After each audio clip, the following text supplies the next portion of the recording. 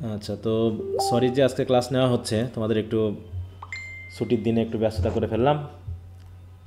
একটু গ্রামে গেছিলাম গতদিন, আহ, একটু ভিন্ন কাজে, এই জন্য রাতে বাসায় থাকা লাগছিল। তো আজকে এই জন্য ক্লাসটা নিতে হচ্ছে।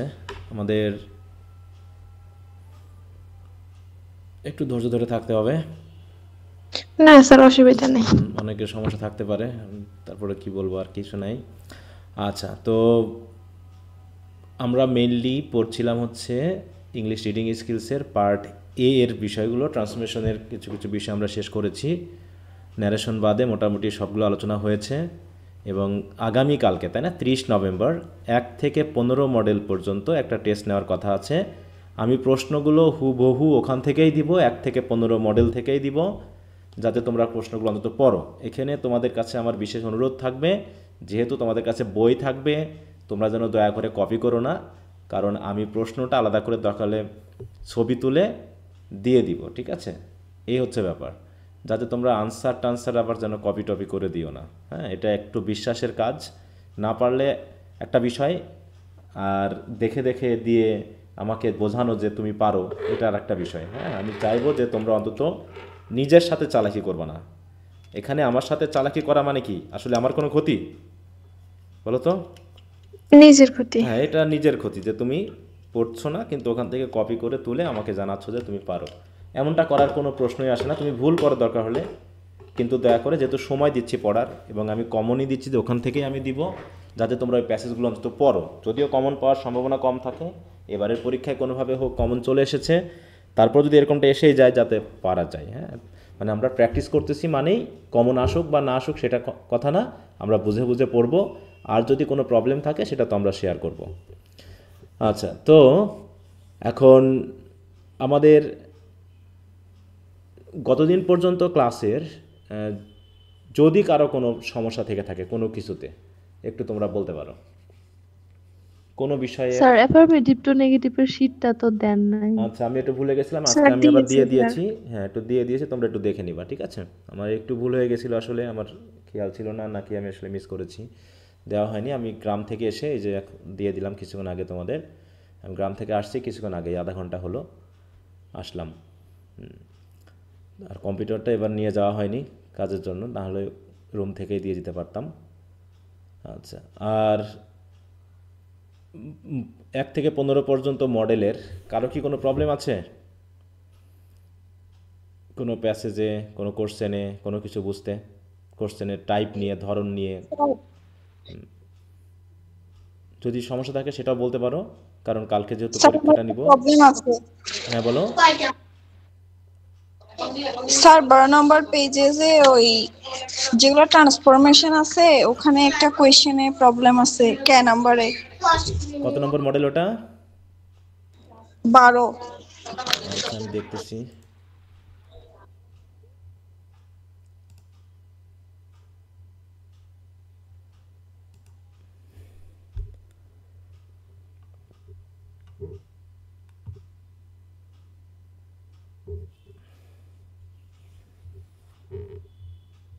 বারো নম্বর, তাই তো? কত নম্বর পেজ জি ওটা, স্যার, কত পেজ? 43।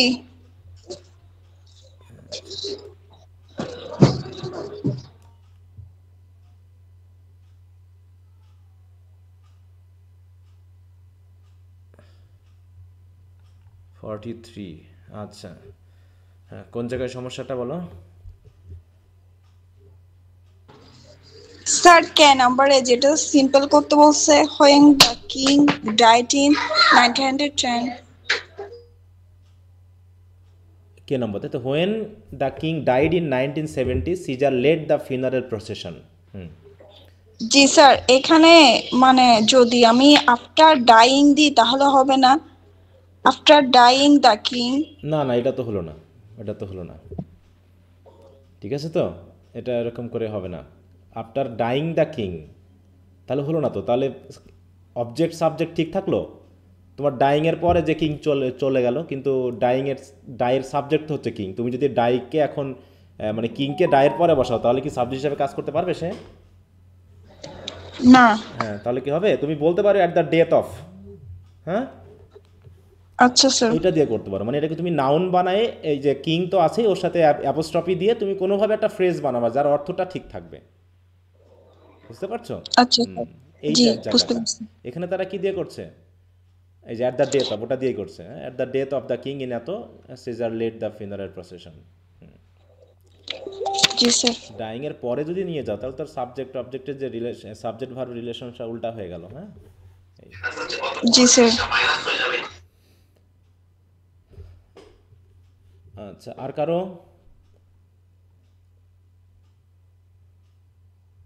আচ্ছা, তো মনে করি যে তোমাদের কারো সমস্যা নেই, যেহেতু আরও একদিন সময় আছে, কালকে পর্যন্ত সময় আছে, তোমরা পড়ে নাও।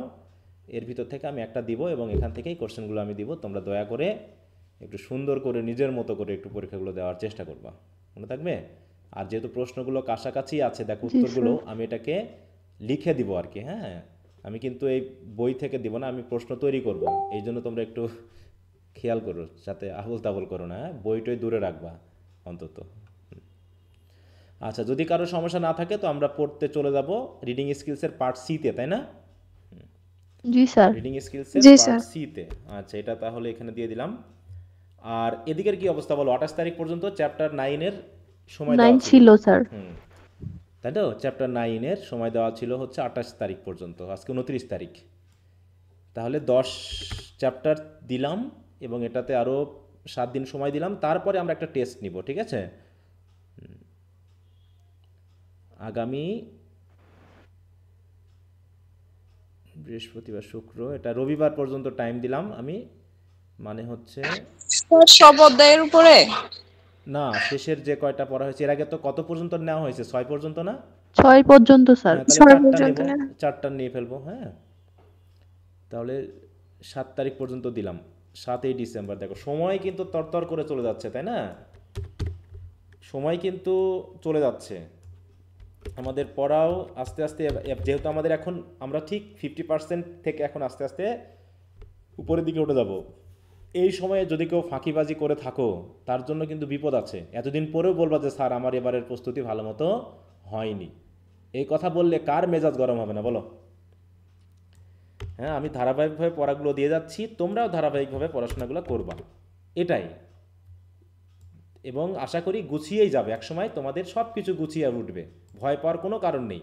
শুধু তোমরা পড়ে যাবা, আমি পড়া দিব, না বুঝলে আমাকে বলবা, আমি তোমাদেরকে বুঝিয়ে দেওয়ার চেষ্টা করব। কিন্তু ফাঁকি দেওয়ার কিন্তু কোনো সুযোগ নেই, ফাঁকি দিলেই বিপদটা নিজেরই।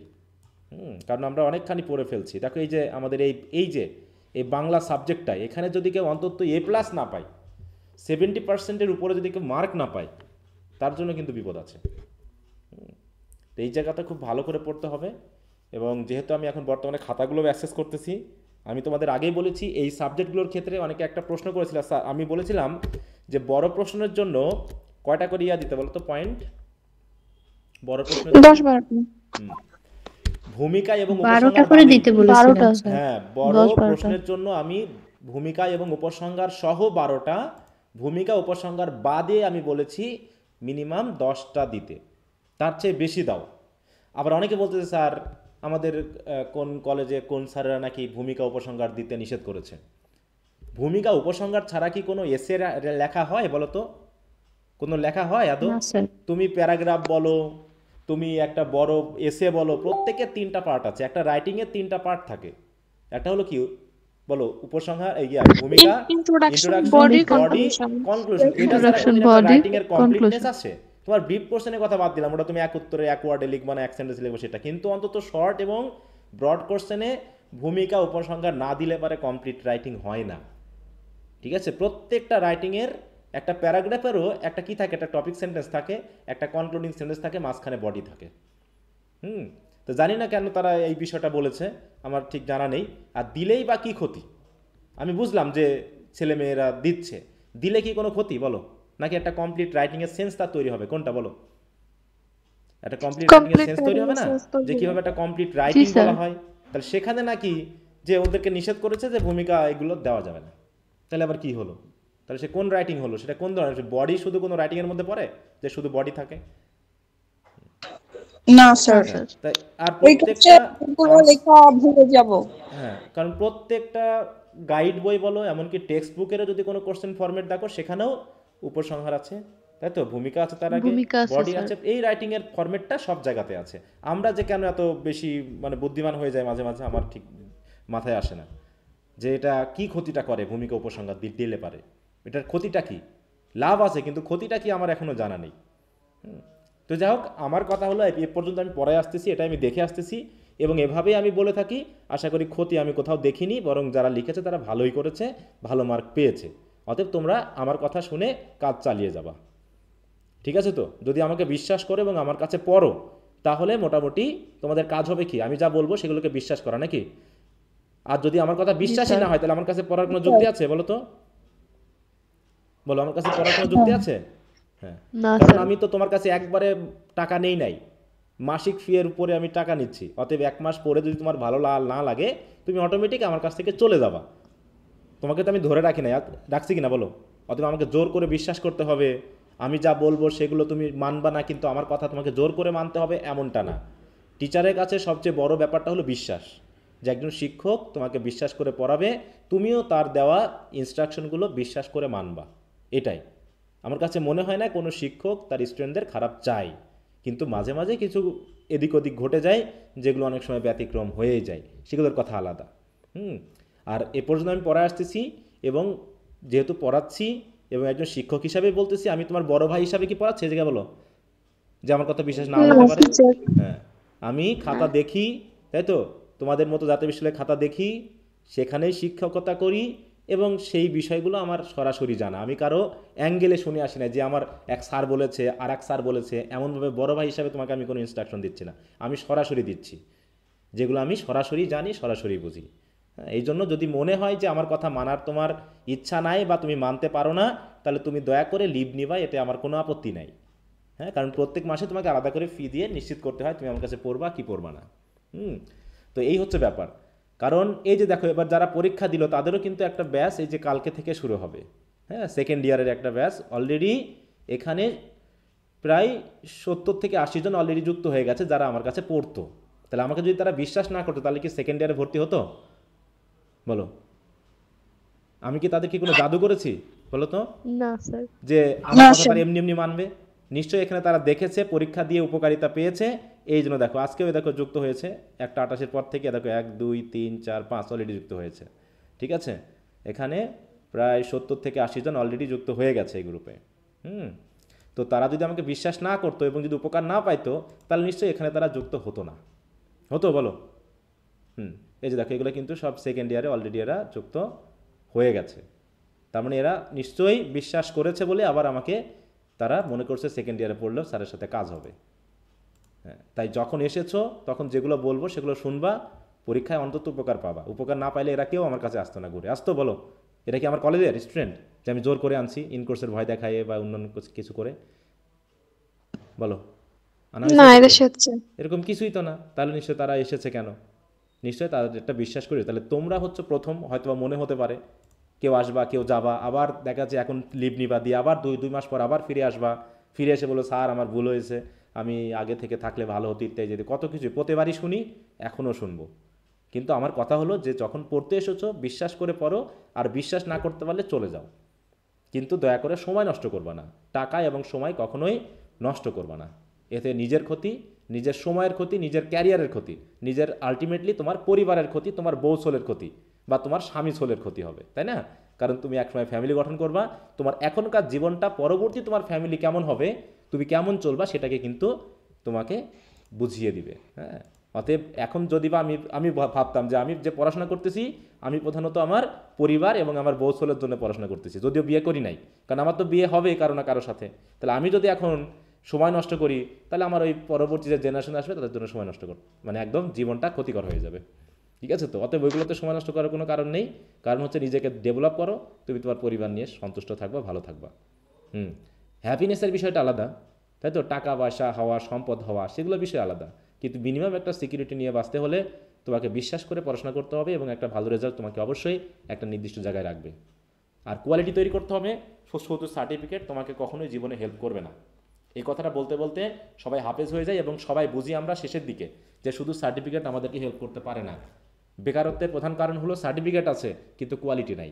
এই জন্য হাজার হাজার হাইলি এডুকেটেড মানে হাইলি এডুকেটেড বলতে এখানে একাডেমিক, তারা সার্টিফিকেট প্রাপ্ত এডুকেটেড, কিন্তু নিজেকে একটা কর্মক্ষেত্রে জড়িয়ে নেওয়ার মতো পরিস্থিতি তারা তৈরি করতে পারেনি এই 6-7 বছরেও।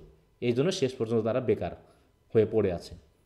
চাকরির জন্য চেষ্টা করতেছে 10টা পদের জন্য 1000 জন, 10 জনই পাবে চাকরি, সর্বোচ্চ 15 জন, বাকি এরকম কত 1000 জনের মধ্যে 15 জন যদি চাকরি পাই, তাই তো 985 10,000 জন, তাহলে কজন হবে? 10,000 জনের ভিতরে 15 জন চাকরি পাবে, তাহলে কতজন বেকার থাকবে বলো? 985 9,000 9,985 জন হ্যাঁ বেকার থাকবে। তাহলে বুঝে নিতে হবে যে আমি বেকার থাকতেও পারি, অতএব আমাকে একটা সম্ভাবনা বুঝে নিতে হবে যে আমি যদি বেকার থাকি তাহলে আমি এই কাজটা করব। কিন্তু আমরা আমাদের সামনে কোনো স্বপ্নই নেই, কিছুই লক্ষ্য নেই, শুধু হুদায় চাকরির জন্য বসে আছি। এরকমভাবে 30, 32, 35 চলে যাই, তারপরে চোখ মেলে দেখি আমার সামনে অন্ধকার।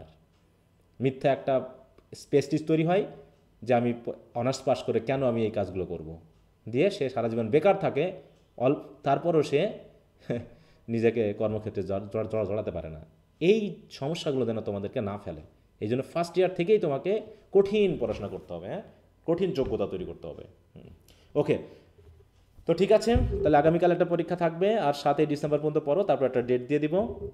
আর এদিকে আমাদের আজ থেকে শুরু হচ্ছে পার্ট সি এর পড়াশোনা। আচ্ছা, পার্ট সি এর সবচেয়ে বড় উপকারিতা হলো কি, ওখানে কত মার্ক, পার্ট সিতে কত মার্ক থাকে বলো তো? 50 মার্ক। হ্যাঁ, 50 মার্কস কিন্তু থাকে, ঠিক আছে। সেই 50 মার্কসের মধ্যে আমার প্রায় পুরোটাই আমি হেল্প পাচ্ছি ইন্ট্রোডাকশন টু পোয়েট্রি থেকে, পুরোটাই আমি হেল্প পাচ্ছি ইন্ট্রোডাকশন টু পোয়েট্রি থেকে। তো ইন্ট্রোডাকশন টু পোয়েট্রি এর টার্মগুলো যদি কেউ ঠিকমতো বোঝে, তাহলে রিডিং স্কিলসের এই যে 50 মার্ক, এটার জন্য টেনশন হওয়ার কোনো সুযোগ থাকে না। তো পার্ট সিতে কী জাতীয় কোশ্চেন থাকে আমরা একটু যদি আমরা একটু দেখি, এখানে কি আছে ইম্পর্টেন্ট পয়েন্ট টেক্সচুয়াল। আচ্ছা আচ্ছা, এখান থেকে আমরা যাই। সবার কাছে কি বই আছে না? জি স্যার। আচ্ছা স্যার। দেখো, সম্ভবত এই কবিতাটাই চলে এসেছিল গতবার পরীক্ষায়, এবারে পরীক্ষায় এটাই এসেছিল 1 নম্বরটা। জি স্যার। আসলে না, এটা আমি কি ভুল বললাম? জি স্যার, আসছে স্যার। এটাই আসছে, এটা হচ্ছে সনেট। তাহলে এটা যদি কেউ বলা হয় জান রাখি, এটা ইজিলি কেউ বলতে পারবে এটা শেক্সপিয়ারিয়ান সনেট। শেক্সপিয়ারিয়ান সনেট প্রমাণ করতে হবে এখানে কাপলেট কি, এখানে সনেট কোয়াট্রেন আছে, এখানে রাইম স্কিম কি আছে। এই দেখো, এই হুবহুটাই চলে এসেছিল। এখানে আসলে কি কি থাকে, তাহলে পার্ট সিতে কি থাকে? একটা পয়েম থাকে। প্রোজ কি থাকবে কখনো, না পয়েম থাকবে শুধু? পয়েম এটা থাকবে। পুরোটাই একটা পয়েম থাকবে পয়েম, শুধু। তাই তো। এখানে একটা পার্ট সিতে একটা পয়েম থাকবে, এবং সেখানে টোটাল কয়টা কোশ্চেন থাকবে বলো তো? কয়টা কোশ্চেন থাকবে? 8টা। 8টা থেকে 8টা কোশ্চেন থাকবে, তাই না? 8টা। এই 8টা কোশ্চেনের মধ্য থেকে যে কোনো 5টা কোশ্চেনে আনসার করতে হবে। দেখো 5 10 50 মার্ক, বিশাল ব্যাপার। এবং এখানে যে জাতীয় কোশ্চেনগুলো থাকে আমি সেখানে একটু দেখাই দিই। সরি, এইটাতে ওপেন হয় না, আবার দেখি এটা ওপেন হয় কিনা। এই তো হয়েছে। দেখো, এইটা 2022 সালে টেস্ট হিসাবে করা হয়েছিল। দেখো এখানে এইভাবে একটা পয়েম দেওয়া আছে, পয়েমের সাথে আমাদের টোটাল 8টা কোশ্চেন দেওয়া আছে। এটা কোন পয়েম বলো তো, কেউ বলতে পারবা? How do I love I you? love the Elizabeth Barrett Browning এর লাভ দিই, তাই না? Elizabeth Barrett Browning. এটা কি জাতীয় পয়েম? সনেট। হ্যাঁ, কি জাতীয় sonnet? Shakespearean sonnet. Petrarchan sonnet. এটা হ্যাপি মিস্টেক সনেট। হ্যাঁ, পেট্রার্কান সনেট। এটা পেট্রার্কান সনেট, তাই তো? এটা কি শেক্সপিয়ারিয়ান সনেট হবে? না না স্যার, স্যার, শেক্সপিয়ারিয়ান সনেট হবে। the Petrarchan sonnet. তাহলে এই সনেটের মধ্য থেকে আমাদের এই কোশ্চেন এসেছে। এখানে আমাদের দেখো এখানে কোশ্চেন টাইপটা আমরা একটু খেয়াল করি। কোশ্চেনের টাইপ হচ্ছে, এখানে 3 ধরনের কোশ্চেন থাকে, 3 ধরনের কোশ্চেন। হ্যাঁ, একটা হচ্ছে থিমেটিক কোশ্চেন, থিম রিলেটেড, মানে কবিতার যে গল্প বা কাহিনী আছে সেই রিলেটেডই কোশ্চেন দেওয়া থাকে। যেমন এখানে চাইতে হতে পারে একটা সামারি, যে right a summary of the poem. অথবা হতে পারে মেইন থিম আলোচনা করতে বলে, যে যে কবিতা দেওয়া থাকবে তার থিম কি, ঠিক আছে, থিম কি আমাদের সেটা বুঝতে হবে, থিমেটিক আলোচনা থাকতে পারে। এরপর হচ্ছে কবিতা থেকে 2-3টা লাইন তুলে দিয়ে বা 2টা বা 4টা বা একটা কোয়াট্রেন বা একটা কাপলেট তুলে দিয়ে বলবে এটাকে এক্সপ্লেইন করো। ওই এক্সপ্লেইনটা প্রধানত ওই সামারি রিলেটেডই হয়ে যায়, পুরো কাহিনীরাই চলে আসে। অথবা write about the mood and tone of the poem, মানে এই কবিতার মুড বা টোন কি, এই শব্দগুলো আমরা পড়বো আস্তে আস্তে। What is the poet's position and attitude in the poem, এগুলো সবই হচ্ছে থিমেটিক, মানে একটা কবিতার একটা নির্দিষ্ট কাহিনী থাকে এবং সেই কাহিনীর মাধ্যমে কবি একটা টপিককে তুলে ধরতে চায়, সেটাকে বলা হয় থিম।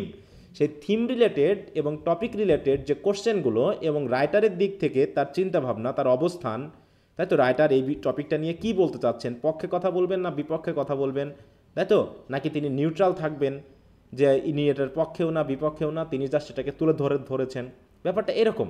যেমন দ্য প্যাট্রিয়ট কবিতাটা যদি আমরা পড়ি, কবিতায় কবি কোন সাইড নিয়েছে, প্যাট্রিয়টের পক্ষ না বিপক্ষ নিয়েছে বলো তো? পক্ষে প্যাট্রিয়ট। হ্যাঁ, প্যাট্রিয়টের পক্ষে তিনি কিন্তু মতবাদ দিয়েছেন, তাই না? তাহলে হচ্ছে তার পজিশনটা কি, তারপর হচ্ছে অ্যাটিটিউড কি, মুড কি, টোন কি, মুড বা টোন বলতে কি বোঝায়, তাই না? এগুলো আমাদেরকে ওই কবিতা থেকে তুলে ধরতে হবে। তাহলে এইগুলোকে বলা হচ্ছে থিমেটিক কোশ্চেন। তাহলে থিমেটিক কোশ্চেনের ভিতরে থাকতে পারে কি, summary, theme, line explanation, mood and tone, position and attitude. এরপর হচ্ছে ফর্মেটিভ কোশ্চেন। ফর্মেটিভ কোশ্চেন মানে হচ্ছে এটা কি জাতীয় কবিতা, ফর্মটা কি, যেমন কবিতাটা সনেট না লিরিক না ড্রামাটিক মনোলগ না এলিজিয়ান আদার ফর্ম, এভাবে বলে ওরা ওখানে বলেই দিবে যে evaluate the poem as a sonnet, or evaluate the poem as a lyric, or evaluate the poem as a dramatic monologue, এরকম করে বলতে পারে। অথবা বলতে পারে comment on the generic form of the poem. যে জেনেরিক ফর্ম মানে হচ্ছে এই জাতীয় সনেট না লিরিক না ড্রামাটিক মনোলগ, এইগুলোকে বলা হয় জেনেরিক ফর্ম। কথা বোঝা গেল? জেনেরিক ফর্ম মানে হচ্ছে জানরা, জানরা মানে হচ্ছে কবিতার যে ভাগ, সেগুলোর মধ্যে এটা কোনটা। যদি বলা হয়, যদি evaluate the poem as a dash, তাহলে তো আমরা বুঝতেই পারলাম যে পোয়েমটা লিরিক না সনেট, এটা বলেই দিবে ওরা। আর যদি বলে comment on the generic form, তখন আমরা বুঝবো না, তখন আমাদেরকে কী করতে, ওরা বলে দিবে না, তখন আমাকে নিজে বুঝতে হবে, বুঝে তার সে ফর্মটাকে আমাকে আলোচনা করতে হবে। তার বলতে পারে কি রাইম স্কিম কি, এই কবিতাতে কি কি রাইম স্কিম, মানে এই কবিতার রাইম স্কিমটা কি। তার বলছে এই কবিতায় ব্যবহৃত ফিগার অফ স্পিচগুলো কি কি আছে, সেগুলো আমাকে খুঁজে বার করতে হতে পারে। এছাড়াও থিম রিলেটেড, বিশেষ করে ইমেজারি, ডিকশন, সিম্বলিজম, এইগুলো বলতে কি বোঝায় এবং এইগুলো কবিতাতে কি পরিমাণ ব্যবহার করা হয়েছে এবং কি উদ্দেশ্যে ব্যবহার করা হয়েছে, এই জাতীয় কোশ্চেন থাকতে পারে। এই কোশ্চেনগুলোকে আমরা বলবো কি, ফর্ম রিলেটেড বা ফর্মেটিভ কোশ্চেন। কি কথা বোঝা গেল? তাহলে একটা হচ্ছে কি থিমেটিক কোশ্চেন, একটা হচ্ছে কি ফর্মেটিভ কোশ্চেন, মানে এইগুলোর মধ্য থেকে টোটাল 8টা মিলিয়ে দিবে আর কি। হ্যাঁ, এরপর হচ্ছে টেক্সচুয়াল কোশ্চেন। টেক্সচুয়াল মানে হচ্ছে গল্পের ভিতর থেকেই কবি সরাসরি কোশ্চেন করবে, গল্পের ভিতর থেকে। যেমন অন ইজ ব্লাইন্ডনেস যদি কবিতাটা দেয়, তাহলে এরকম প্রশ্ন আসতে পারে, যেমন এসেছে পরীক্ষায়, যে how does Milton justify the ways of god to man in the poem. তাহলে কবিতাতে মিল্টন কিভাবে গডের ওয়েটাকে মানুষের কাছে জাস্টিফাই করেছে, তাহলে এটা কি টেক্সচুয়াল কোশ্চেন, মানে টেক্সট থেকে এসেছে। অথবা how does the poem describe the beauty of Lucy, তাই তো কবিতায় কবি কিভাবে লুসি নামক যে মেয়ে আছে তার বিউটিকে ডেসক্রাইব করেছে। যা কবিতাগুলো পড়ি না এখনও।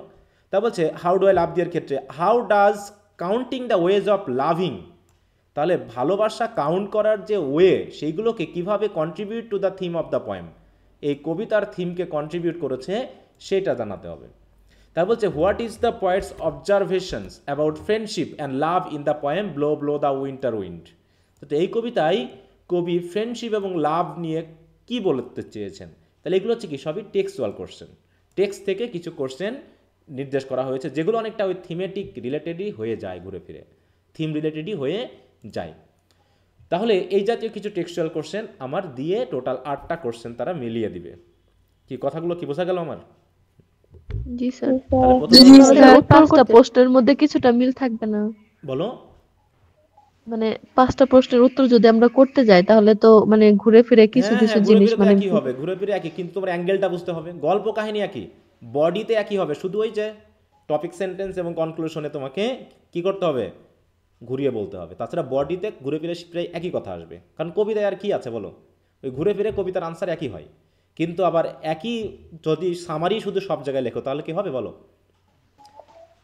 না স্যার, একই যেখানে মনে করে যেটা চাইছে যদি ওটাকে হাইলাইট রাইম করতে স্কিম হবে। চাই বা এই চাই তখন তো আলাদাই হ্যাঁ লিখতে একটু হবে। আলাদা করে আলোচনা করতে হবে, তাই না? কারণ এখানে সামারিও থাকবে, থিমও থাকবে। বলতে পারে যে right summary of the poem, আবার বলবে right what is the main theme or describe the theme of the poem.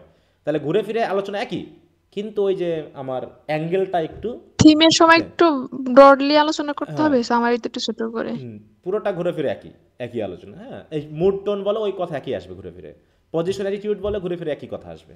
হ্যাঁ অনেকে দেখি আবার এই যে অনলাইনে বিভিন্ন জায়গায় পড়ে যে আবার সংজ্ঞাও দিচ্ছে যে থিম কাকে বলে। বলা হচ্ছে what is the main theme of the poem, তার আবার আলোচনা করতেছি কি হোয়াট ইজ থিম, থিম কত প্রকার, তারপরে বলতেছে এই পয়েমের থিম এটা। অত দূর আমার যাওয়ার দরকার নেই। তোমাকে বোঝানো হয়নি যে বলো তো থিম কাকে বলে, তুমি জানো থিম কাকে বলে। এখন এই কবিতার থিমটা কি সেটা তুমি সরাসরি আলোচনা করবা।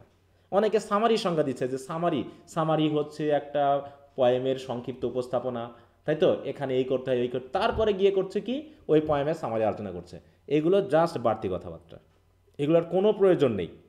তোমার কাছে সরাসরি এই পয়েমের সামারি চাওয়া হয়েছে, সামারি কাকে বলে এটা তোমার কাছ থেকে চাওয়া হয়নি। মুড কাকে বলে সেটা তোমার কাছ থেকে চাওয়া হয়নি, টোন কাকে বলে সেটাও তোমার কাছ থেকে চাওয়া হয়নি। তোমার কাছে চাওয়া হয়েছে এই কবিতার মুড বা টোনটা কি। তুমি এক কথাতে প্রথমেই টপিক সেন্টেন্সে উল্লেখ করবা এই কবিতার মুড হচ্ছে এই, টোন হচ্ছে এই। তারপরে ওই মুড টোনটা কেন হলো তুমি সাপোর্টিং ডিটেল দিয়ে তুমি লিখবা। এখানকার এই ব্রড কোশ্চেন মানেই বুঝে নিবে এক একটা প্যারাগ্রাফ। প্যারাগ্রাফে আমরা কয়টা পার্ট পাই বলো তো? 3টা। তিনটা পার্ট, তিনটা। তাই না? ঠিক ওখানে কি থাকে, টপিক সেন্টেন্স থাকে, তারপরে বডি থাকে, তারপরে বডি কনক্লুশন থাকে, থাকে। কনক্লুশন তাহলে থাকে। এখানেও আমাদের ব্রড কোশ্চেনের প্রথমটাই হচ্ছে টপিক সেন্টেন্স, যে what is the mood of the poem.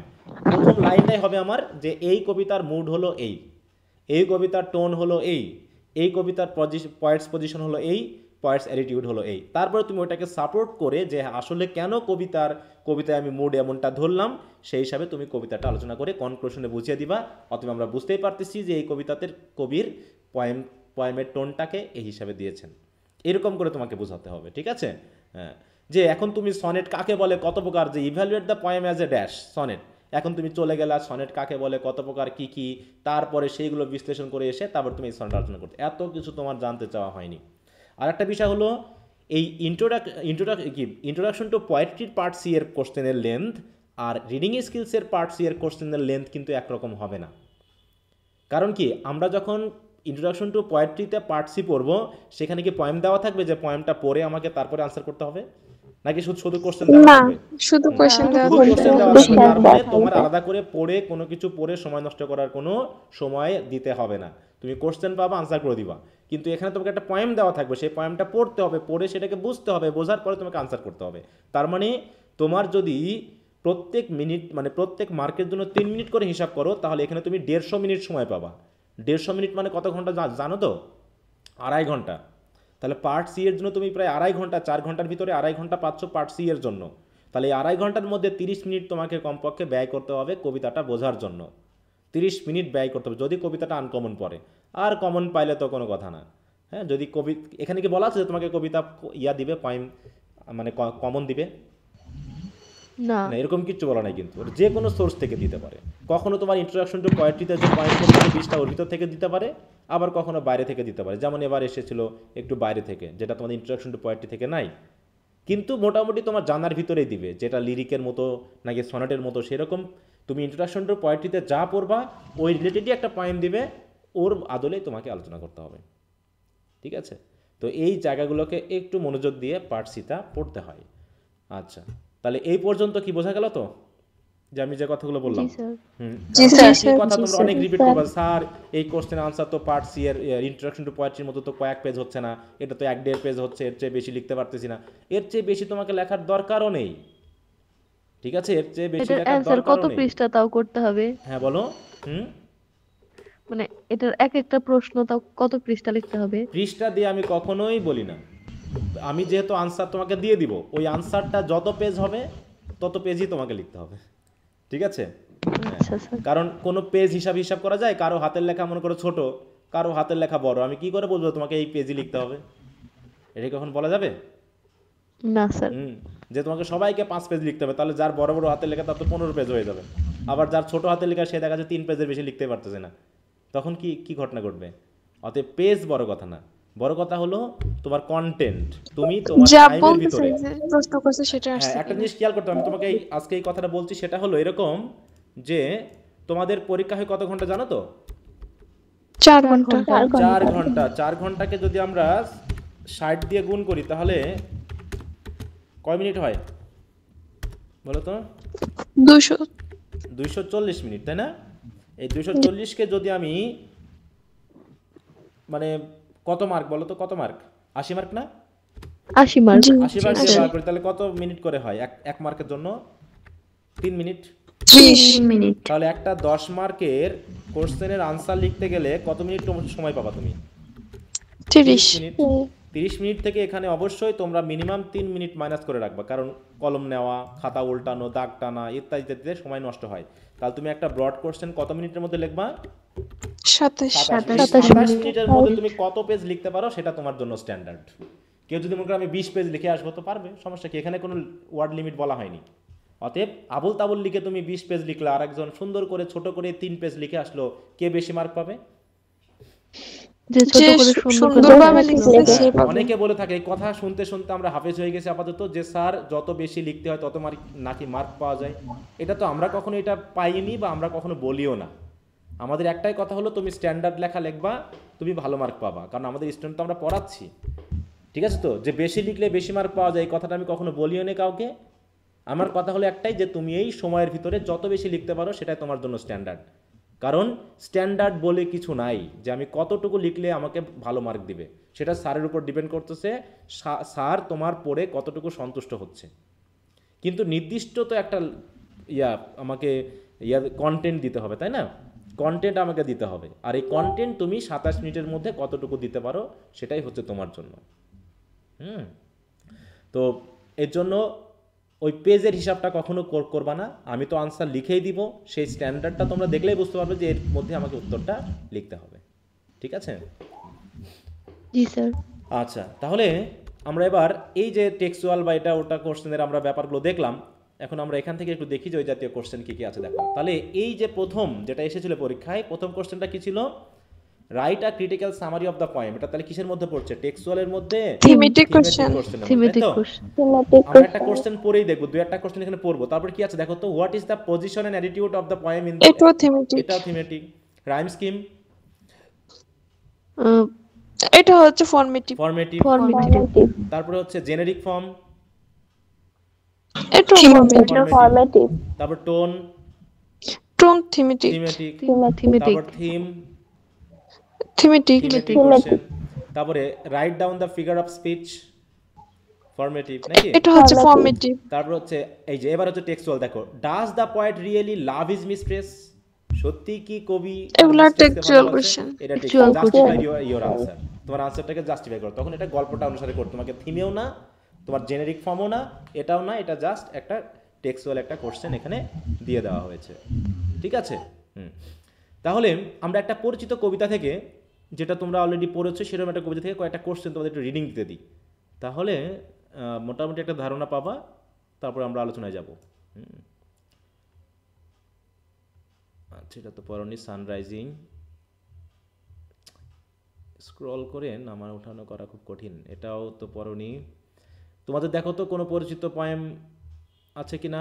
Sir প্রথমটাই তো sir how do I love thee আছে। না, ওটা তো আমার ইয়া থেকে। হ্যাঁ, how do I love thee কত নাম্বার? ওই যে প্রথমটা। না, প্রথমটা তো how do I love thee না, ওটা তো জাস্ট আমার শিট, ওটা একটু বোঝানোর জন্য। ঠিক আছে, একটু খুঁজে দেখো, খুঁজে দেখো কি হচ্ছে। দেখো স্যার আছে ড্যাফোডিল। কত নম্বর? ড্যাফোডিল সেলাই কম্পেয়ার দিয়ে আছে, ড্যাফোডিল আছে, একটু দেখো তো। I wandered lonely as a cloud আছে স্যার। কত নম্বর ওটা? 25 নাম্বার স্যার। 25 নাম্বার। আমরা কি প্যাট্রিয়ট পড়েছিলাম? প্যাট্রিয়ট, জি স্যার। জি স্যার। এটা তো স্যার প্যাট্রিয়ট, এটা তো স্যার এই কমন। যে এই যে 11 রোজেস নম্বর, রোজেস। হ্যাঁ এই যে 11 নম্বরটা প্যাট্রিয়টের। এখানে কি বলছে দেখো। আচ্ছা, আমরা একটু সহজটাই দিই, যেটা তোমরা দেখো তো। টু ড্যাফোডিল কত নম্বর? 25। পেজ নম্বর কত? এই যে ফেয়ার, এটাই দেখি। হ্যাঁ, এই যে 16 নম্বরটা দেখো, টু ড্যাফোডিল, 16 নম্বর পেয়েছো সবাই? জি স্যার। এই কবিতাটা আমরা পড়ছিলাম না? জি স্যার। পড়েছি যেহেতু তাহলে এখন বুঝবো। তাহলে প্রথমে দেখো এরা কি লিখেছে একটু খেয়াল করো।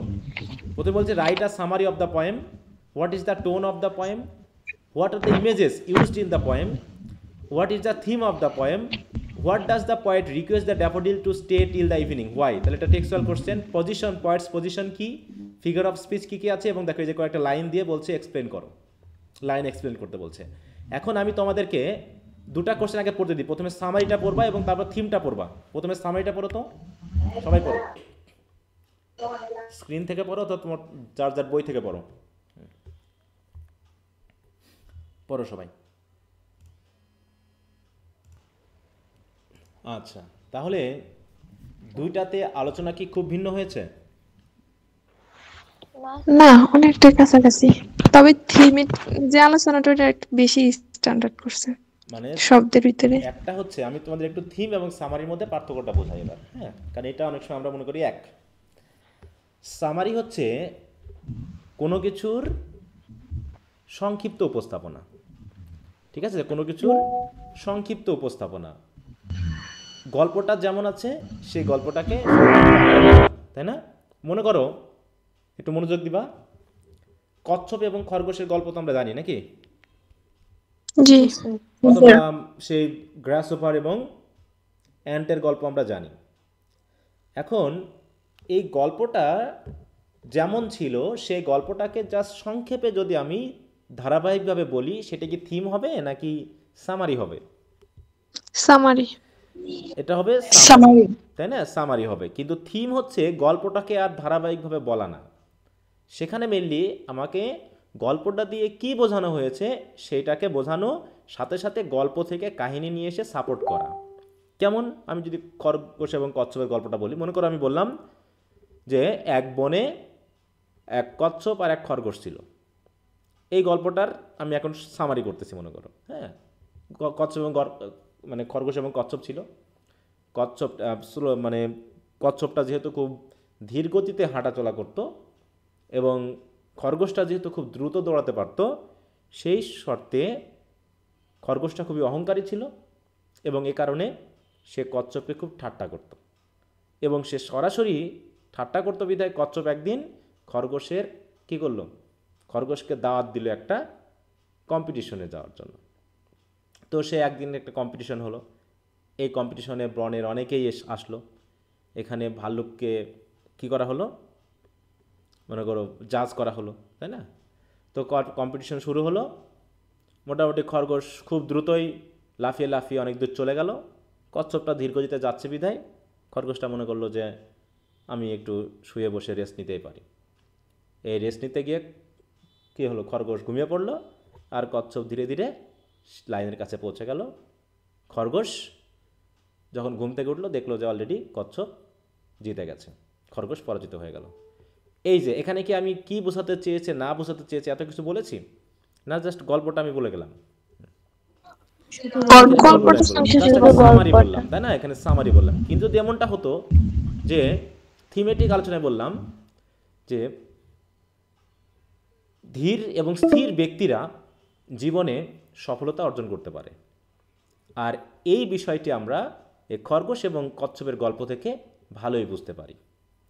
যেমনটা আমরা দেখলাম যে কচ্ছপ শুধু ধীর গতির হওয়া সত্ত্বেও সে তার লক্ষ্যের প্রতি একাগ্রতা এবং তাই তো যথাযথ পরিশ্রম করে সে একটানা হেঁটে গিয়ে কচ্ছপকে, এই খরগোশকে পরাজিত করলো।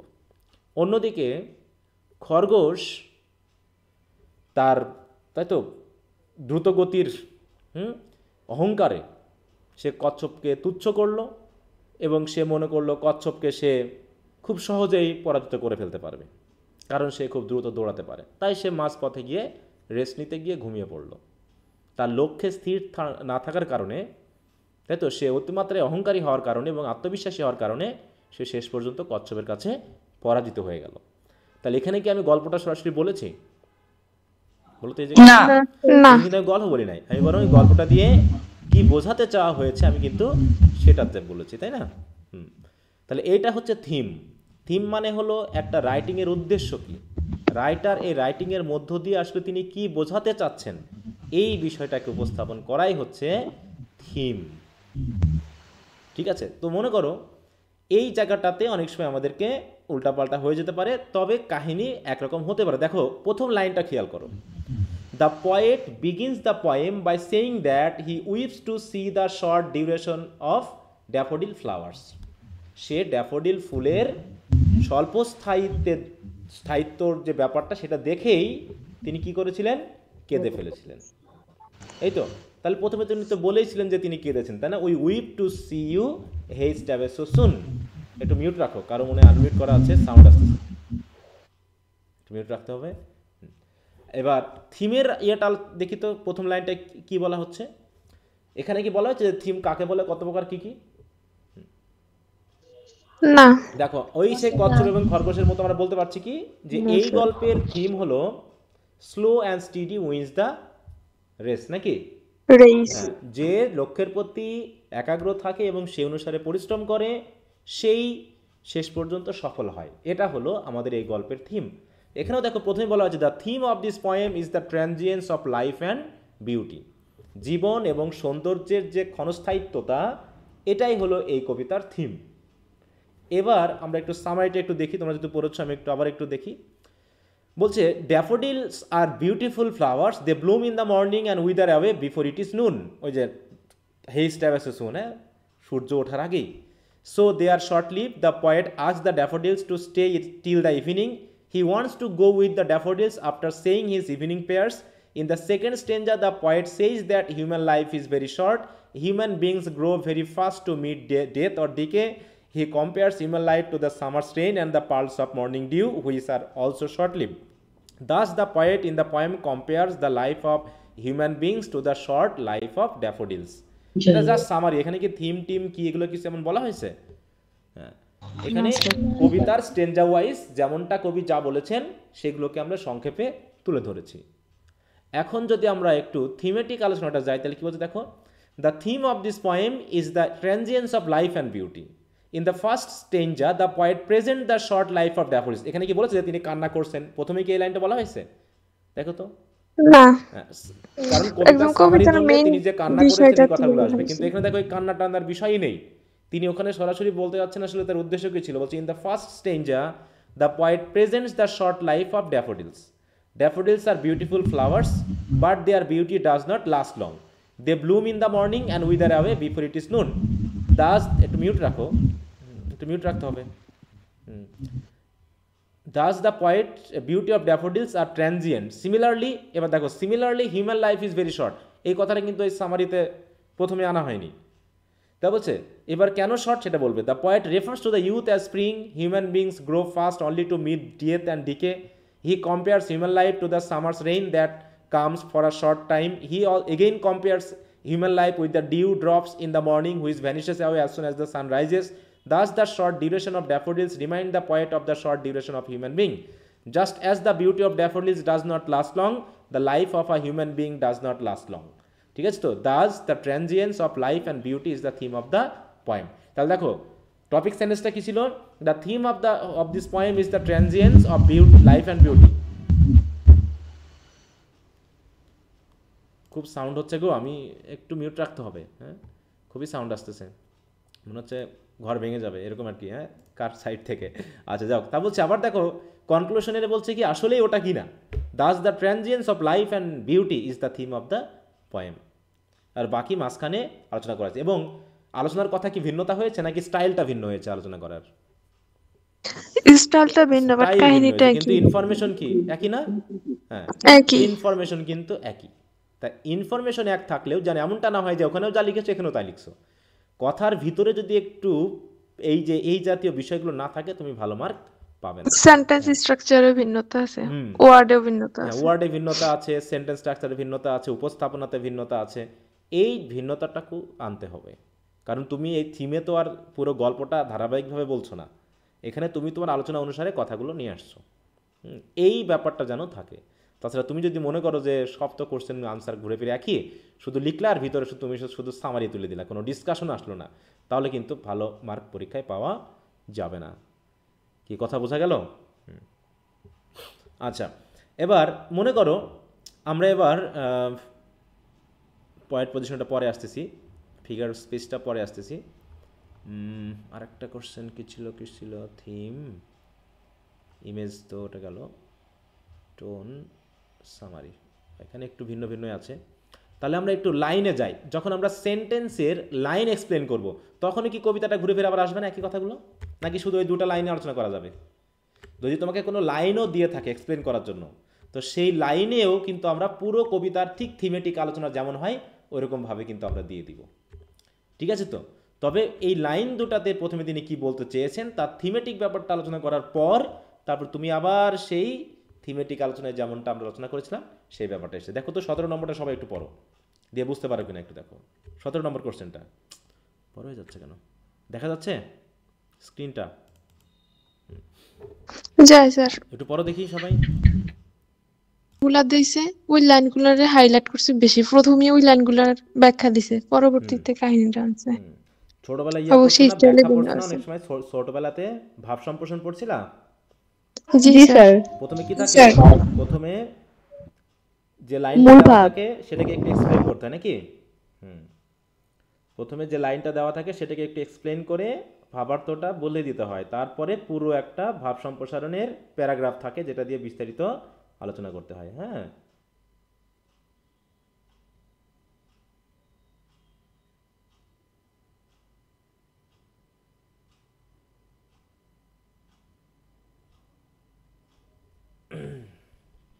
ওকে।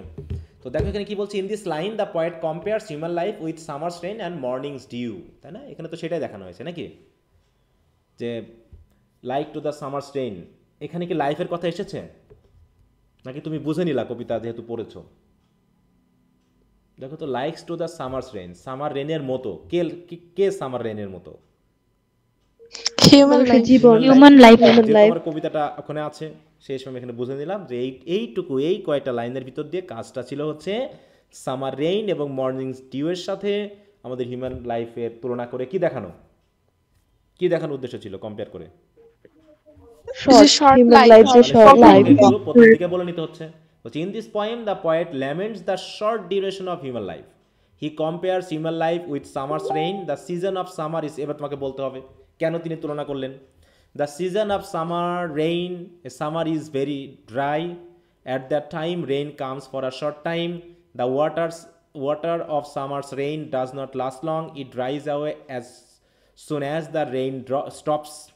So the duration of summer's rain is very short. Like the summer's rain, human life is very short. অন্যদিকে human beings grow very fast only to meet death and decay. The poet again compares human life with the pearls of morning dew. The drops of morning dew are very beautiful. They look like pearls, but they do not last long. They vanish away as soon as the sun rises. Thus the poet finds similarities between human life and summer's rain and morning's dew, as both of them are short-lived. তাহলে ওইখানে ওইটুকুর ভিতরে কবি কি আলোচনা করতে চেয়েছে, কি বোঝাতে চেয়েছে, আমাকে কবিতার আদলে আলোচনা করতে হবে। হিউম্যান লাইফ কথাটা কিন্তু কবিতার আদলে এনেছি, আর এখানে ওই হিউম্যান লাইফকে কার সাথে তুলনা করে কি বোঝাতে চাওয়া হয়েছে সেটা এখানে দেখানো হচ্ছে। তাহলে এইরকমভাবে দেখো প্রায় আলোচনাগুলো ঘুরে ফিরে আমাদের কবিতার আদলেই হবে এবং একটু এক্সপ্লেন করতে হবে, সেটা আমাদের কোশ্চেন অনুসারে, শুধু সামারি তুলে দিলে কিন্তু হবে না। আচ্ছা, তাহলে এই তিনটা জিনিস আমরা পেয়েছিলাম হচ্ছে কি কি হিসাবে বলো তো? থিমেটিক কোশ্চেন, তাই না? সামারি, তারপর হচ্ছে থিম, তারপর হচ্ছে তারপরে কি আর হচ্ছে এক্সপ্লেনেশন। এছাড়াও আমরা পেয়েছিলাম টোন এবং হচ্ছে পয়েটস পজিশন। পজিশন আছে নাকি? হ্যাঁ, পয়েটস পজিশন। এই দুটা কি আমি আসছি। প্রথমে আমরা একটু টেক্সচুয়াল কোশ্চেনে আসি। দেখো তো এই জায়গায় যে আলোচনাটা হবে এটাও কি আমার কবিতার সাথে লিঙ্ক আছে কিনা।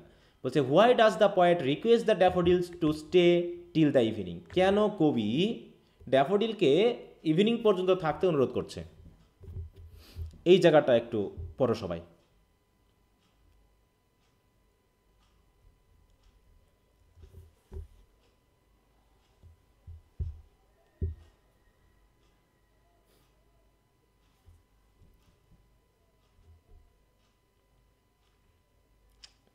কয় মিনিট আছে?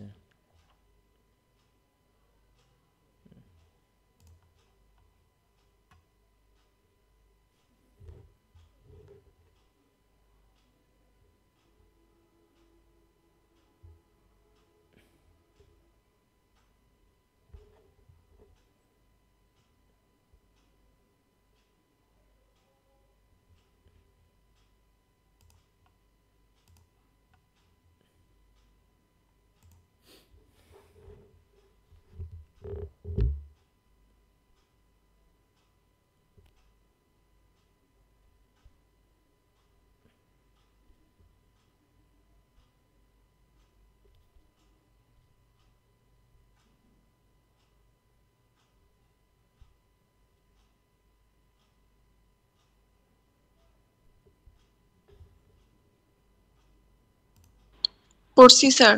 করছো? জি স্যার।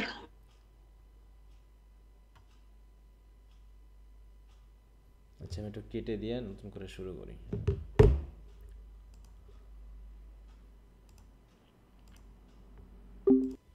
জি স্যার। স্যার জি স্যার। আসলে এটা পড়েছো নাকি? কেন পয়েট ড্যাফোডিলকে রিকোয়েস্ট করলো সন্ধ্যা পর্যন্ত থাকার জন্য? ওই একই কথা না, ঘুরে ফিরে দেখো তো। ওই হিউম্যান লাইফ, শর্ট এক্সিস্টেন্স, জি স্যার।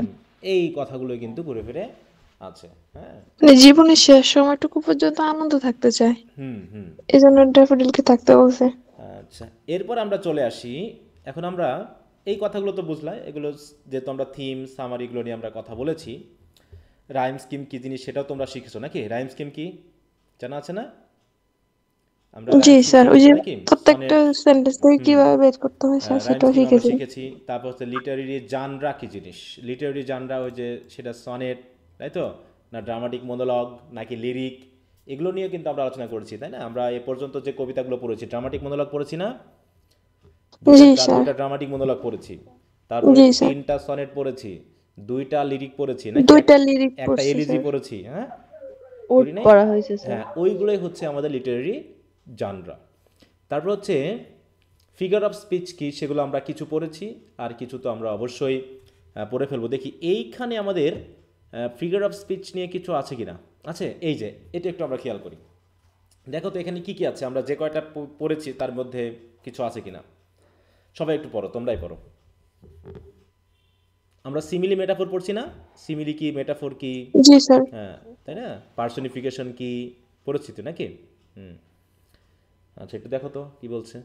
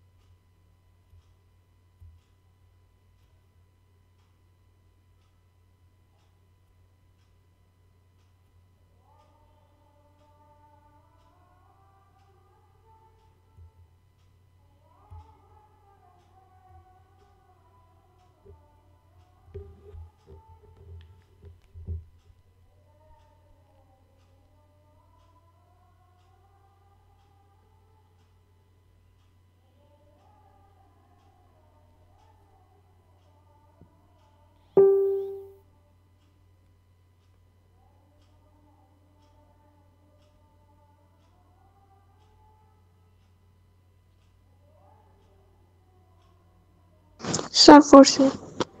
পড়ছো? বাকিটা শেষ করছো সবাই? জি স্যার। জি স্যার। জি স্যার। ওকে, ভেরি গুড। তাহলে এখানে মোটামুটি আমরা ফিগার অফ স্পিচ পড়ছি, আরও সামনে পড়বো। অতএব স্যার আমরা এখানে যে এলিটারেশন এটা পড়া হয়নি, আচ্ছা, আরগুলো অ্যালিটারেশন, পড়েছি। অ্যাসোনেন্স এগুলো আছে, আমরা পড়বো। এলিটারেশন হ্যাঁ, তো অ্যালিটারেশন, অ্যাসোনেন্স আছে, ওগুলো আমরা পড়বো, ঠিক আছে? এই সময়ে আমরা ওই ইন্ট্রোডাকশন টু পোয়েট্রির কিছু কিছু ফিগার অফ স্পিচ আমরা পড়ে নিব।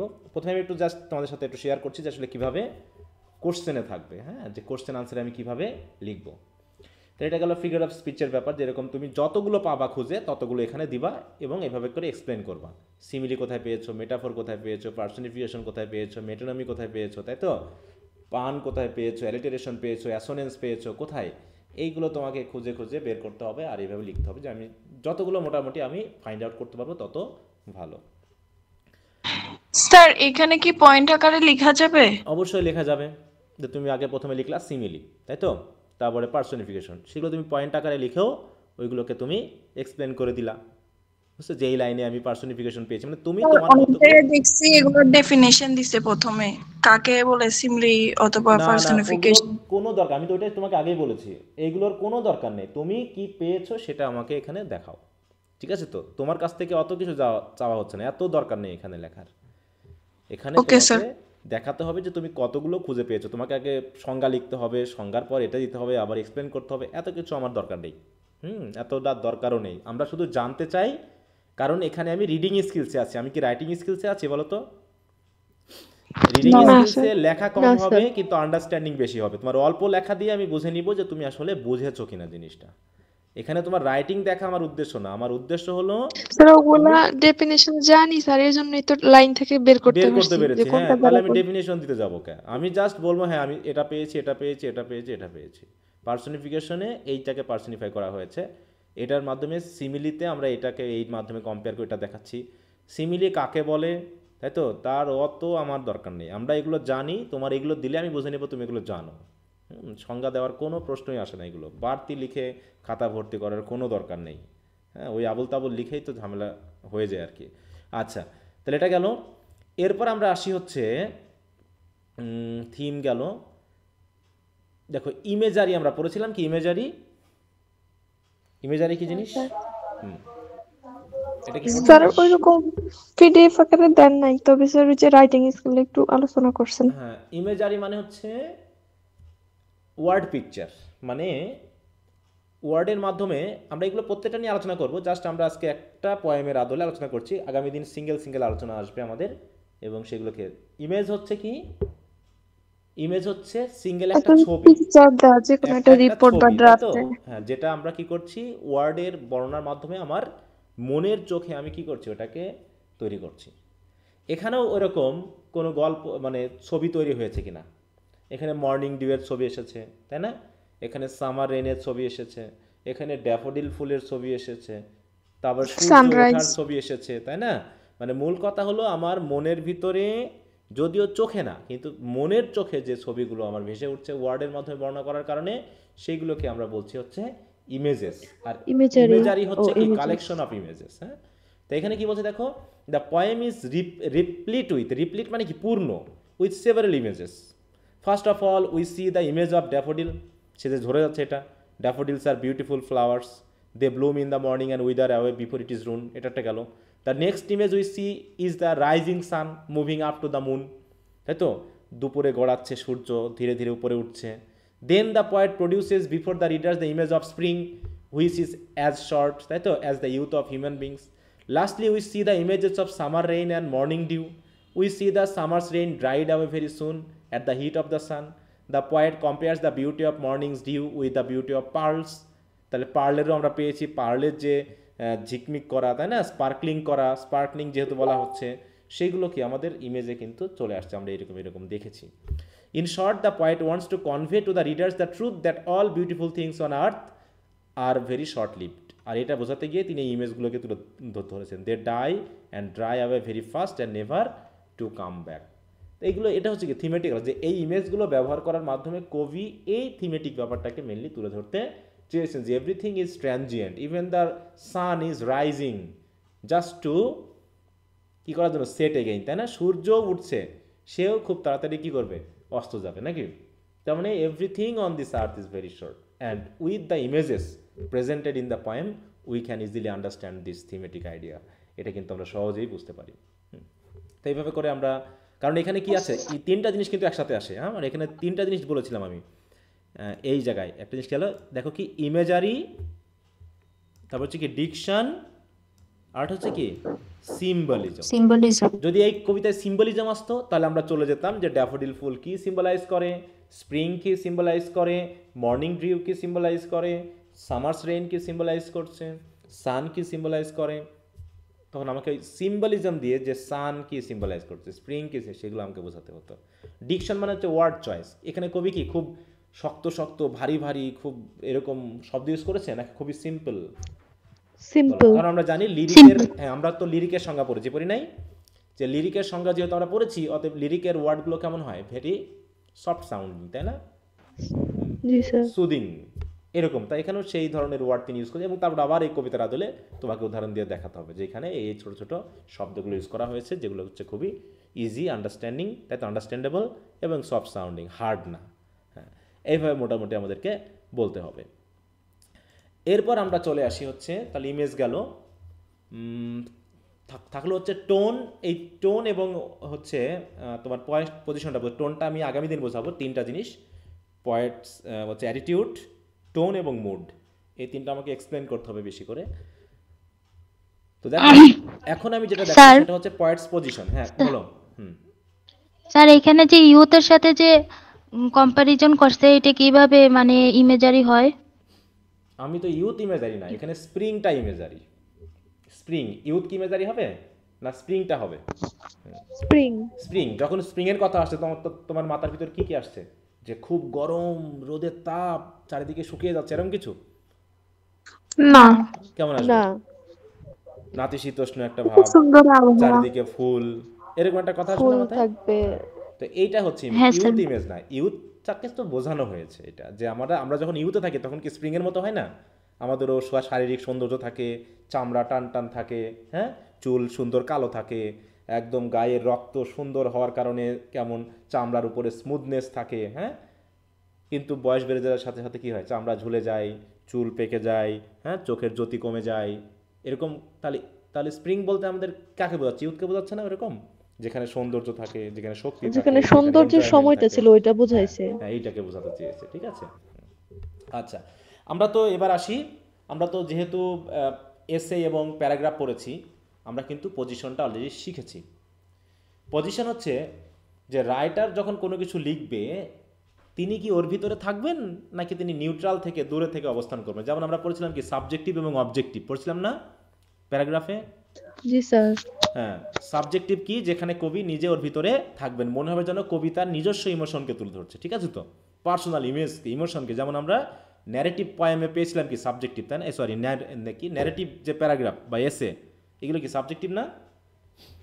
জি, হ্যাঁ সরাসরি স্টোরি টেলিং। হ্যাঁ, যেটা স্টোরি টেলিং টাইপের। তার মানে এখানে রাইটার নিজে ওর ভিতরে ইনক্লুড আছে। হ্যাঁ, তাহলে এরকম যদি কিছু হয় যে কবি তার ভিতরে ইনক্লুড আছে, সেটা হয়ে যাবে সাবজেক্টিভ। আর যদি মনে হয় যে কবি এর ভিতরে নাই, তাহলে সেটা হবে অবজেক্টিভ। মূল কথা হলো তোমাদের যতগুলো কবিতা আছে ফার্স্ট ইয়ারে সবই হচ্ছে সাবজেক্টিভ, কারণ এগুলো সবই সাবজেক্টিভ। লিরিক। আমরা লিরিক পড়েছিলাম কি? পয়েম। পড়েছিলাম জানরাতে পড়তে গিয়ে দেখছিলাম না যে প্রধানত পোয়েট্রি হচ্ছে কয় প্রকার? 2 প্রকার না? সাবজেক্টিভ 2 এবং অবজেক্টিভ, নাকি? অবজেক্ট। হ্যাঁ, আর যত লিরিক আছে সবই কি? সাবজেক্টিভ। সাবজেক্টিভ। অতএব লিরিকের মধ্যে পড়ে কি? সনেট পড়ে লিরিকের ভিতরে, তাই তো। তারপরে হচ্ছে কি? ড্রামাটিক মনোলগ পড়ে লিরিকের ভিতরে। ড্রামাটিক হ্যাঁ, মনোলগ। তারপর হচ্ছে এলিজি পড়ে, ওর ভিতরে দেখবে অনেকগুলো ভাগ আছে, সবই হচ্ছে কি? Lyric poem. আর যেগুলো লিরিক লিরিক পয়েম পয়েম। সবগুলোই হচ্ছে কি? সাবজেক্টিভ। সাবজেক্টিভ। যদিও 2-1টা কবিতাতে আমাদের বই ভিত্তিক একটু ঝামেলা আছে, যে মনে করা হয়ে থাকে ওগুলো অবজেক্টিভ। হ্যাঁ, তো যেমন আমরা ড্রামাটিক মনোলগ যে দুটো পড়েছি, ওইটা মনে হয় অবজেক্টিভ হ্যাঁ, যেমন পড়ছিলাম। হচ্ছে ইউলিসিস, তারপর হচ্ছে কি দ্য প্যাট্রিয়ট। প্যাট্রিয়ট। হ্যাঁ, এখানে আমরা কয়েকটা ক্যারেক্টার তৈরি করেছি, যেহেতু কবি সরাসরি কথা বলে, যেমন হাউ ডু আই লাভ দি, তারপর হচ্ছে sonnet 18 shall I compare thee to a summer's day, বা গুড মরো, তাই না? গুড মরো কি পড়েছি আমরা? না স্যার। আমরা পড়ি না, তাই না? না স্যার। এলিজি পড়েছি। তাই এলিজিতেও কি হচ্ছে? মনে হচ্ছে কবি নিজে বলতেছে, তাই না? কবি নিজে নিচে বলতেছে। কথা বলতেছে। আর যখন আমি ইউলিসিস পড়লাম তখন কি কবি নিজে বলছে না ইউলিসিস বলতেছে কথাটা? ইউলিসিস বলতেছিল। ইউলিসিস বলতেছে। তারপরে প্যাট্রিয়ট পড়তে গিয়ে কবি নিজে বলছে না প্যাট্রিয়ট বলছে কবিতাটা? তখন কবি কি করেছে? প্যাট্রিয়ট বলতেছিল। নিজেকে অন্যের ডিসগাইজ ধারণ করছে কবি। আর তখন মনে হচ্ছে যেন কবি সরাসরি বলছে না, কবি একজন ক্যারেক্টারের মাধ্যমে তার কথাটা বলিয়ে নিচ্ছে। এই জন্য আমরা ওদেরকে কি বলছি? অবজেক্টিভ। কি কথা বুঝতে পারছো? হ্যাঁ, তো এই জন্য আমরা একটা কবিতা পড়লে বুঝতে পারবো যে এখানে কবি সরাসরি বলছে নাকি হচ্ছে আসলে কোনো ক্যারেক্টার তৈরি করার মাধ্যমে বলছে। যদি মনে হয় যে সরাসরি কবি বলছে, তাহলে সেটাকে আমরা ধরবো হচ্ছে সাবজেক্টিভ। তাহলে এই যে আমরা যে কবিতাটা তাহলে স্যার এখন পর্যন্ত যে 10টা পড়া হয়েছে পয়েম, সেখানে তাহলে ড্রামাটিক মনোলগের যে দুইটা, দুইটা, এই ওই দুইটা তাহলে দুটোকে আমরা অবজেক্টিভ, অবজেক্টিভ বলছি, কিন্তু আসলে আর বাকি একটা সাবজেক্টিভ। কিন্তু শর্ত মতে ও দুটাও কিন্তু যে আসলে লিরিক্স সাবজেক্টিভ যেহেতু হয়। কিন্তু সাবজেক্টিভ ড্রামাটিক হওয়ার কথা। মনোলগ তো স্যার লিরিক হ্যাঁ, হলে তো ওটাতে সাবজেক্টিভ লিরিক হওয়ার। সাবজেক্টিভ হওয়ার কথা, কিন্তু বিভিন্ন বইগুলোতে যেহেতু দেখানো হচ্ছে যে কবি একটা ক্যারেক্টার তৈরি করার মাধ্যমে কবি নিজেকে একটু ডিসগাইজ করেছেন, ওগুলো সবই কবির কথা, কিন্তু তিনি সরাসরি ওখানে নিজেকে প্রকাশ করেনি, একটা ক্যারেক্টার তৈরির মাধ্যমে করেছেন, সেই জন্য ওগুলোকে আমরা অবজেক্টিভ বলছি। ঠিক আছে? এই তাছাড়া যদি তুমি সাবজেক্টিভও দিয়ে আসো, এইভাবে প্রমাণ করে দাও যে যেহেতু dramatic মোনোলগ is a kind of lyric and all lyrics are subjective in form, so we can call this poem as subjective one, subject. এরকম বলতে পারি। এবং আমরা বলতে পারি কি, by creating the character of Ulysses the poet is actually expressing his own ideas। তুমি যদি এরকম করে বলে আসতে পারো তাহলে তুমি অবজেক্টিভ সাবজেক্টিভ দিলেও এটা ভুল হবে না। Actually it will depend completely on year explanation, যে তুমি কিভাবে এক্সপ্লেন করে ওটাকে বোঝাচ্ছ। এখানে আমরা বুঝতে চাচ্ছি না তুমি এক্স্যাক্টলি কি বলতে চাইছো, আমরা বুঝতে চাচ্ছি তুমি কতটুকু ডিবেটিং ওয়েতে গিয়ে, হ্যাঁ ডিবেটের মতো করে গিয়ে তুমি আসলে বুঝিয়ে দিচ্ছ আমাকে যে আসলে এটা অবজেক্টিভ নাকি সাবজেক্টিভ। একই কবিতা মনে করো, কেউ যদি অবজেক্টিভ লিখে আসে আর একজন যদি সাবজেক্টিভ লিখে আসে, কিন্তু যদি তাদের এক্সপ্লেনেশন তারা বুঝিয়ে দিতে পারে তাহলে কিন্তু আমরা তাদেরকে মার্ক দিই। কি কথা বোঝাতে পারছি আমি বিষয়টা? এখানে এক্স্যাক্টনেস, কবিতার আলোচনা কখনো এক্স্যাক্ট হয় না, মানে লিটারেচারে আলোচনা কখনো এক্স্যাক্ট হয় না, এটা কমপ্লিটলি ডিপেন্ড করে রিডারের উপরে, রিডার কি বিষয় এখানে তুলে আনতে পারে। অর্থাৎ রিডার যদি আমাকে বুঝিয়ে দিতে পারে যে আমি এটা বুঝেছি, তাহলে সে রাইট। অতএব এখানে ভয় পাওয়ার কোনো কারণ নেই, তোমাকে বডির ভিতরে এক্সপ্লেনেশনটা দিয়ে আমাকে কনভিন্স করতে হবে যে স্যার আসলে এটা অবজেক্টিভ অথবা এটা সাবজেক্টিভ। সাবজেক্টিভ।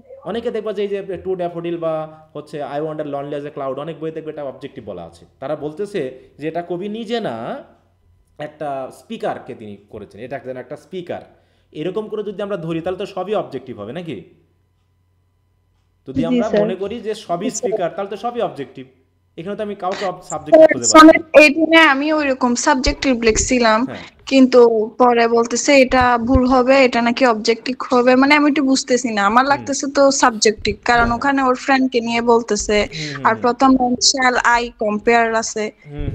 ওই তো বললাম যে অনেকে এটাকে কিভাবে যে বোঝাবে, তাহলে তো দুনিয়ার সব কবিতাই হচ্ছে কি অবজেক্টিভ হবে, তাহলে তুমি কোনো সাবজেক্টিভ কোনো ইয়া পাবা না, কবিতা পাবা না। কারণ আমি বলে দিব এটা কই বলেন, এটা একজন স্পিকার বলতেছে, আমি ধরবো না, আমি নেব না, আমি এটাকে অবজেক্টিভ বলবো, আমি দুনিয়ার সব কবিতাকে অবজেক্টিভ বলবো। ঠিক আছে? এরকম কিছু মানে কি বলবো বিষয়গুলো নিয়ে এসে জটিল করা হয়েছে, কারণ এগুলো অনেক গাইড টাইডে আছে, এগুলো দিয়ে ধরা হচ্ছে। আসলে ব্যাপারটা এরকম না, আমি যেটা বললাম যে আমরা দেখি যে তুমি এটাকে কতটুকু কনভিন্সিং ওয়েতে তুলে ধরতেছো এবং আমাকে বুঝিয়ে দিচ্ছ যে স্যার এটা আসলে সাবজেক্টিভ, এটা আসলে অবজেক্টিভ। কারণ একটা কবিতা পড়লে বোঝাই যায় আমরা যেটাকে আমি ধরবো যে এখানে যেহেতু আমরা প্রধানত তার একটা শর্ত বলে থাকি যে সাবজেক্টিভের প্রধান যে বৈশিষ্ট্যটা হলো এখানে ফার্স্ট পারসন ন্যারেশন থাকবে। বুঝতে পারছো?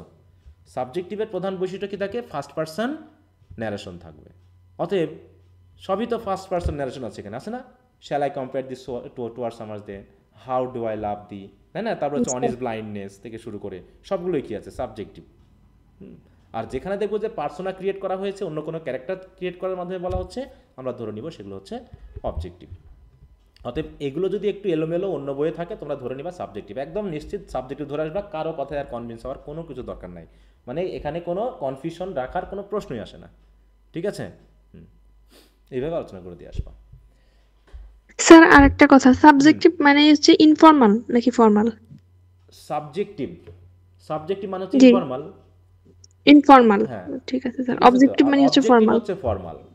অবজেক্টিভ হচ্ছে ফর্মাল। ঠিক আছে? তুমি একটা জিনিস এভাবে মনে রাখবা যে আমি যখন আমার বাপের কাছে বা ভাইয়ের কাছে চিঠি লিখবো তখন কি ফর্মাল হয় না ইনফর্মাল হয়?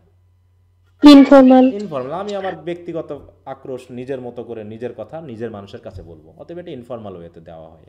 আর যখন অন্য কেউ আসবে যে আমার সাথে সম্পর্ক নেই, তাকে নিশ্চয়ই আমি ইনফর্মালি আলোচনা Formal। হ্যাঁ, তখন আমাকে ফর্মাল আলোচনা করতে হবে, তাই না? ফর্মাল রিলেশনশিপ দেখাতে হবে। এভাবে একটু খেয়াল করে রাখবো। এগুলো নিয়ে আমরা আগামী দিন আলোচনা করবো, কারণ points position, attitude, mood, tone এগুলো একটু বুঝতে হবে। ওগুলো নিয়ে আলোচনা করলে আরও ক্লিয়ার হওয়া যাবে। ঠিক আছে? তো আমি তোমাদেরকে দুইটা কবিতা দিই, হ্যাঁ, পরিচিত কবিতার ভিতরে। একটা হচ্ছে অন ইজ ব্লাইন্ডনেস, আরটা হচ্ছে shall I compare this to a summer's day. হ্যাঁ, এই দুটা কবিতার আমার আসলে মনে নাই কত নম্বর আছে মডেলে, তোমরা খুঁজে নিবা। ঠিক আছে? খুঁজে নিয়ে ওখানকার যে কোশ্চেনগুলো আছে জাস্ট রিডিং দিবা সবগুলো, যেগুলো আমি বোঝালাম। কি কথা বোঝা গেল? জি স্যার। তাহলে যে কবিতাগুলো আমরা পড়েছি বা আমাদের পড়া আছে, এই পরিচিত কবিতার কিছু কোশ্চেন আনসার তোমরা তোমাদের এই কেমা বাড়ির বই থেকে রিডিং দিয়ে ফেলবা। তারপরে ওখান থেকে আমরা বিস্তারিত আরও আলোচনা করব। তারপরে আমরা বইয়ে যেহেতু আলোচনা হচ্ছে, বইয়ের আনসারগুলো সরাসরি আমরা করব না, আমি আনসার লিখে দিব, সেখানে আরেকটু বড় হবে এবং একটা নির্দিষ্ট স্টাইলে আসবে। কিন্তু আপাতত তোমাদের সামনে এটাকে আমি তুলে ধরলাম যে এইভাবে বিষয়গুলোকে উপস্থাপন করতে হবে। ওকে, তাহলে আমি বললাম read the answers from the poem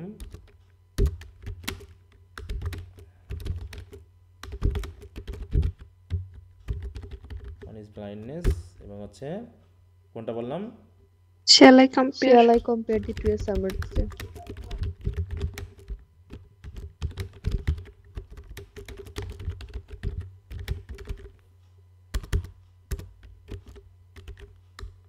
এই দুটো কবিতা। টির পর একটা এইচ হবে, টি এইচ ই। আচ্ছা, টি হয়ে গেছে শুধু নাকি?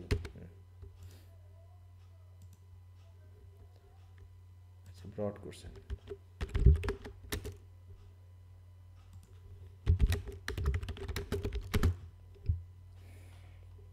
আচ্ছা, তো এই হচ্ছে ব্যাপার। তবে আগামী দিন পরীক্ষাটার জন্য আগে পড়ো, তারপরে পরের ক্লাসের জন্য এটাকে পড়ে ফেলবা, ঠিক আছে?